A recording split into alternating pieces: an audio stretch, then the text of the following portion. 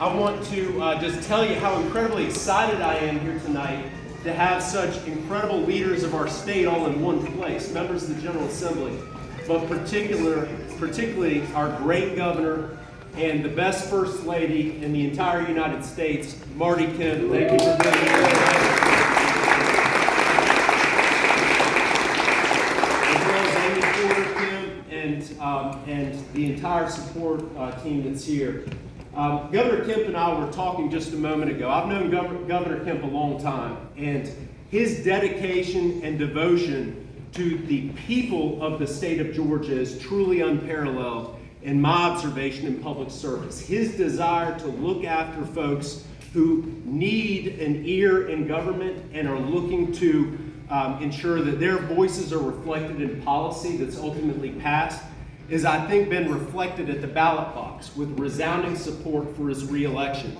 During the pandemic, when folks didn't know where to turn in a true crisis, looking at their businesses, small businesses, looking at their livelihood and long-term legacy being destroyed, Governor Kemp stepped forward and was a leader in our country and a leader in our state of how to do it the right way, which is to empower the people to make the right decisions, for businesses to be able to survive a once-in-a-100-year event, and ultimately for Georgia to be in a far better position moving forward out of that unbelievable crisis.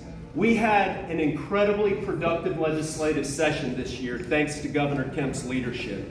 On tax cuts, the budget passed this year and the tax reform, after $8.8 billion in tax relief over recent years, we passed a tax cut of $1 billion, another 0.2% in income tax, and $1 billion tax rebate, thanks to Governor Kemp's leadership. A budget with no bonds and with $1 billion for infrastructure for our state.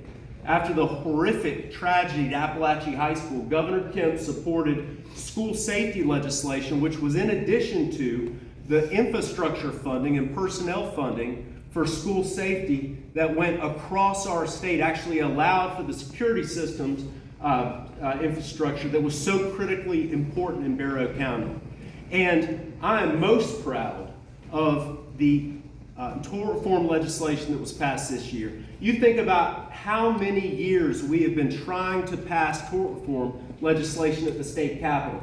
Governor Kemp heard from small business owners, from family farmers who said, you know what, we're one wreck away from losing our entire livelihood, from losing a farm and a home that my grandfather grew up in and I live in today, and that could all be gone. And my insurance premiums are unsustainable.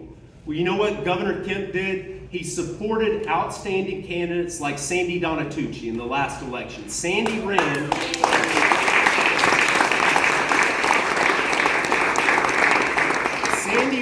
and defeated an incumbent Democrat. You know, Gwinnett County is really ground zero, the battleground for our state, for control of the state legislature. And thanks to Governor Kemp's care and leadership and devotion to support great candidates like the ones you'll hear from tonight, we passed that bill thanks to Governor Kemp's leadership by one vote. Sandy's vote. Sandy being there to vote in favor of SB 68 made that happen. So Governor Kemp, I just want to thank you for your tremendous leadership, your guidance to put Georgia in such an incredible position for our country. And if you all would please join me in welcoming our great governor, P Kemp.